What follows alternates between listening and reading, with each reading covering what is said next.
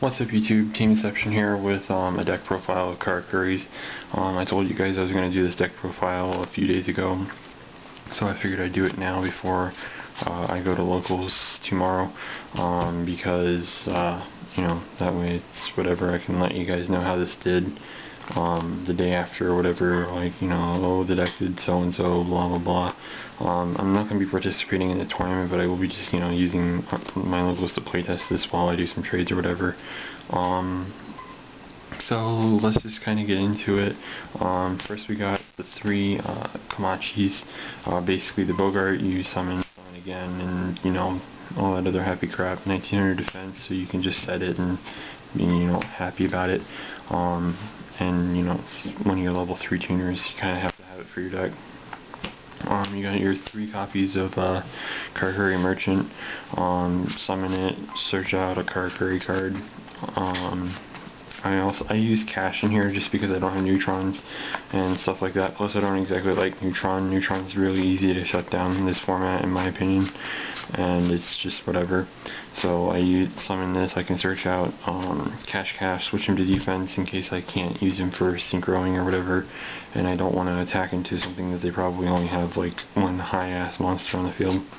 So, I mean, it's great for switching to defense and searching out another monster. It could be another merchant, it could be a Kamachi, it could be whatever. So, I mean, it's also got a solid 1500 defense. So, people have asked me why I use 3 of these. It's great for turn 1 setting it and just, setting something like Dashu along with it or whatever.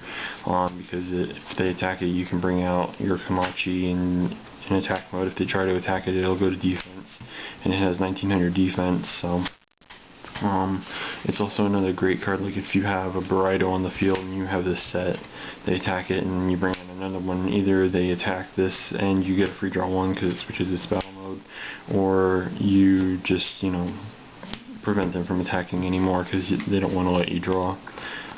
It's also a level 4, so and it's a non-tuner, so you use it for your Beret and Burrito plays. So yeah, I use 2 of these, 2 quicks. The reason why I don't like 3 is because it doesn't seem like it can do much other than like if I happen to have my 1 Book of Moon or whatever, it's mainly just there for getting over things that I know I can get over with it, and that's about it really.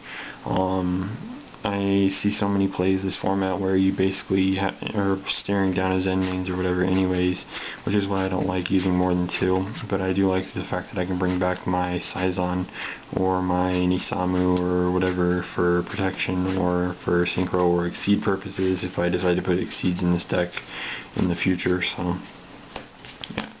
Up next we got 2 strategists. I do love using this card, only because of the Burrito plays really. Summon it, switch defense, draw a card, or summon it, switch to attack mode, draw a card. It's really good. It's also great for the whole Karakuri quick plays. Like if you have her out already and you summon him, you switch their monster to defense or whatever, attack, grab another Karakuri and use this to synchro and shit. I mean, it's pretty good. So yeah. Up next is double Cyber Dragon. Basically just there to be a level 5 machine that can also attack over a lot of your the 1900 and higher 1900 and 2000 attacking monsters that you might find, like if they for some reason summon Leviathan Dragon and don't power it up or whatever. It's also good against those rogue gladiator beast decks that you may run into or whatever.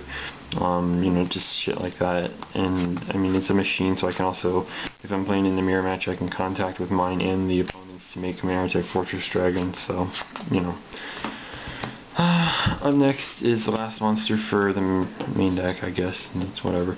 Saizon is purely there just to be, an 1800 wall, or for making my level 8 synchro plays or whatever. So yeah, it's kind of just whatever. Bunch of spells.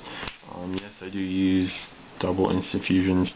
It's just good for bringing out your Cybersaurus, going into Burrito most of the time, because I don't really see you going into anything else with a Cybersaurus. So I mean, it's just there to do that. You can also go into, you know, Scrap Dragon or whatever, you know. It's just there to make easy level 8 plays, which is really good in my opinion. Like I said, I do run cash instead of like duality or whatever. Switch my merchant to defense mode after I search this out off of merchant and search out another monster. I mean, if I wasn't running this, merchant would be doing the same thing anyways, just skipping over going through cash. If I happen to have a Burrito already on the field, I can switch it to defense, draw, you know, search out and then draw a card after the monster's battle mode is changed. So I mean, in my opinion, this is really good. Up next is double MSTs. 3 seems way too much to me. I don't really like the idea of dead drawing into MSTs when I don't really need them. 2 has been a really good balance for me so far. I can see myself sliding in maybe a 3rd MST just in case of the whole Insector matchup or whatever, but that's about it. But it's just there to help make your big plays go through most of the time. Up next is kind of a rogue card that I've actually enjoyed trying for myself, is a Scapegoat. The tokens are Earth, so you can summon out any of your Karakuris tuners and use them to make Beasts, Archeon, or Landoys. I don't think I have Landoys in here, partly because I don't run many spells. I think it's like 10 or something like that. Maybe not even. I think it might be 8 or something like that. I don't fucking remember. It might be 12 and 16, I think it was. I'm not sure. Either way, I feel like I'm not running enough spells to actually justify using Landoys, so I'm not sure yet. I have to find room in my extra deck for it, but because of Scapegoat being in here, I can actually make Barkion, which, you know, the off chance that I actually can do it is actually rather useful. Staples, we got Reborn, you know, not exactly staple in my opinion, but it's still very good to have this format. It's also great with Quick. I mean, switch your monster defense and then get a Karakuris from my graveyard.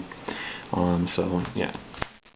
Pot of Avarice. I think this is actually a very needed card in here because 6 of your monsters or whatever are all tuners, and the rest of them are whatever. And I think if I am running 16 monsters, then 6 of them are tuners, which means, you know, I may need more materials in my deck to go with them or whatever. It's just something, and you run through your monsters rather quickly, so I mean, it's whatever. Then you got your other 2 staples, your Heavy and your Dark Hole. Don't really need to explain them. Call of the Haunted, I'm not sure how many people actually would like this.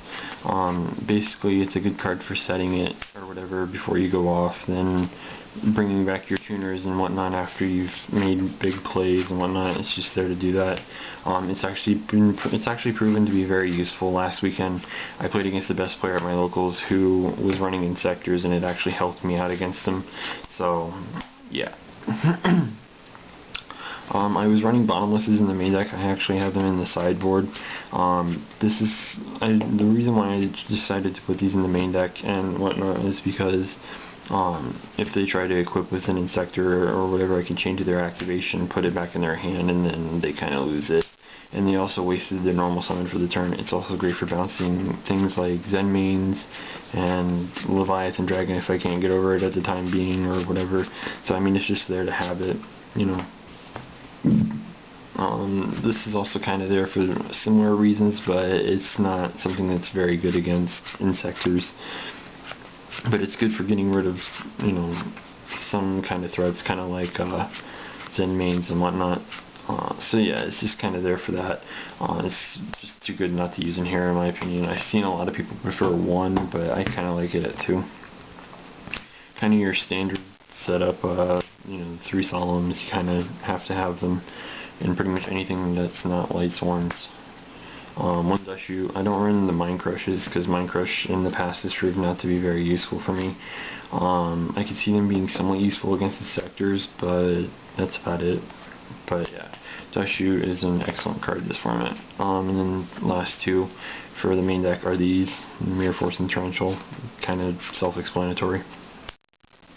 I'm going to say one thing. I'm actually considering possibly siding Dark Hole, partly because I like to keep my monsters on the field. I mean, it's good for whenever I don't have monsters on the field, but that's not very often, unless it's like the Insector matchup, I guess. I think it's like the only one that I've actually had problems keeping my monsters on the board. But yeah, just considering siding it. I guess I'll show you guys my extra deck. It shouldn't take very long, and everything in here is pretty much self-explanatory. Part of the reason why I'm willing to show it is because I got, a spoiler there. My friend finally, brought me the Trishula that was in a deal that I did a long time ago regarding that Fabled Raven that I had. Anyways, extra deck, Catastor. It's a level 5. You can make level 5s really easy between Merchant and either Strategist or Kamachi. I mean, it's just, and it's great for attacking over, whatever have you that's not dark.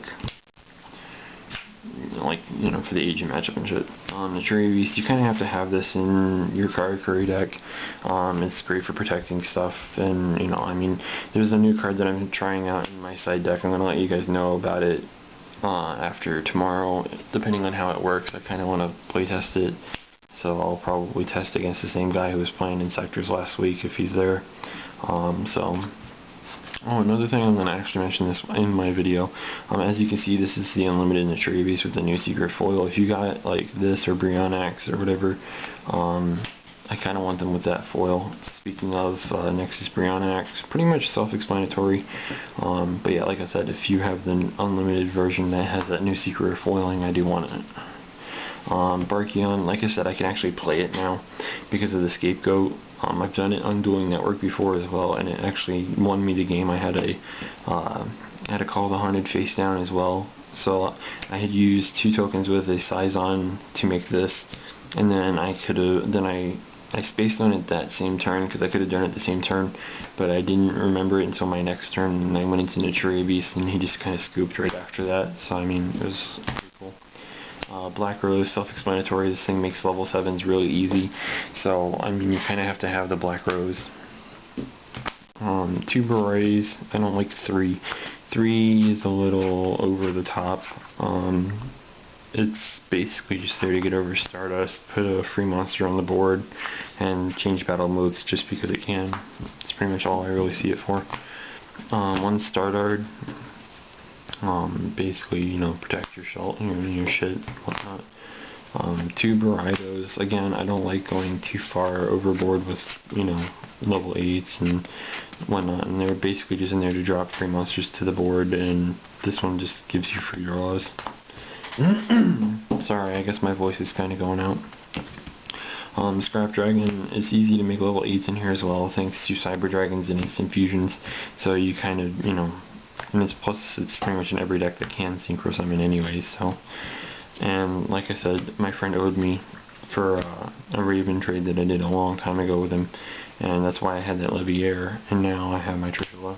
So since I'm using Instant Fusions, I kind of have to have them in here. Cybersauruses, I have 2 Instant Fusions, I might as well have 2 Cybersauruses for it. It's just whatever.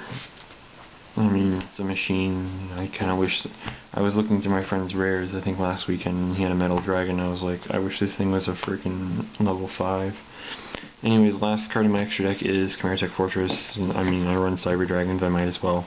I'm considering siding one since I do have 2 Cyber Dragons, and if one gets warninged or whatever, I would like to be able to have that second opportunity, but I don't know. I have to work on the side deck.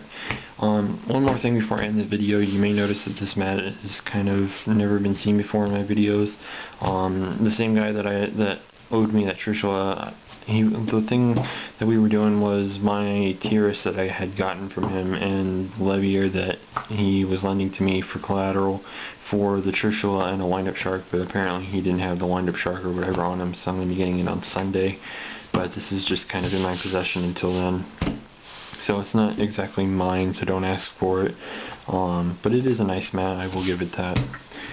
Anyways, I hope you guys like the deck. Let me know what you guys think. I don't have Fiendish Chain, so don't suggest them. I'm pretty sure that there's going to be someone who's going to be like, oh, you need to be using Fiendish Chain over that compulsory evacuation or something. Fiendish Chain is retardedly high in value, even though there's a confirmed reprint in 3 months. So, but it's whatever.